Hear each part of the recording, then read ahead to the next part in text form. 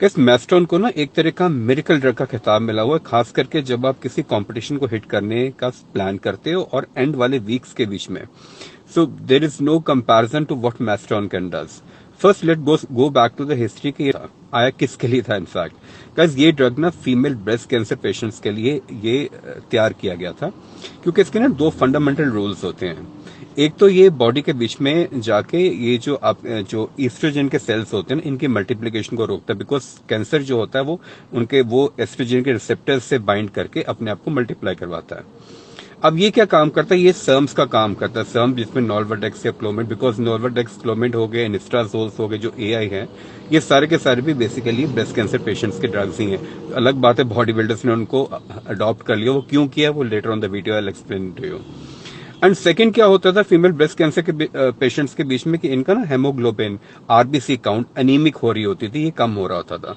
अब मेस्ट्रो ना उनके लिए विन विन सिचुएशन थी। एक तो इनकी बॉडी में due to the testosterone properties इनका ऑक्सी हेमोग्लोबिन बढ़ रहा है, आरबीसी बढ़ रही है, ताकत आ रही है, साथ ही जो एस्ट्रोजन जो मल्टीप्लाई हो रहा उसको ही रोक देता था। ठीक है।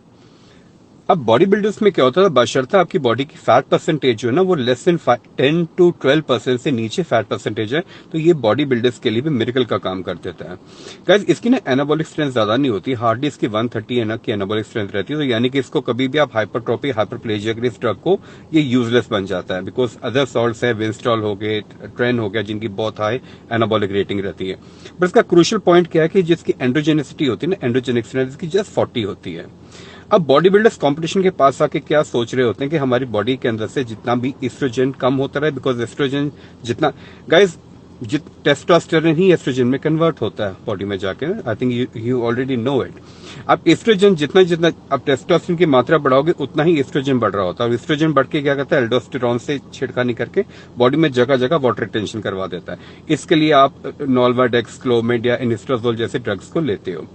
अब मेस्ट्रॉन का क्या रोल आता है इस टाइम पे आके, जितनी भी आपकी प्रिसीजन है, फाइब्रस लुक होती है ना, यानी कि आपकी बॉडी मसल्स की सेपरेशन और उसको बिगर लुक देने का काम जो है मेस्ट्रॉन अकेला कर देता है इस टाइम पे आके।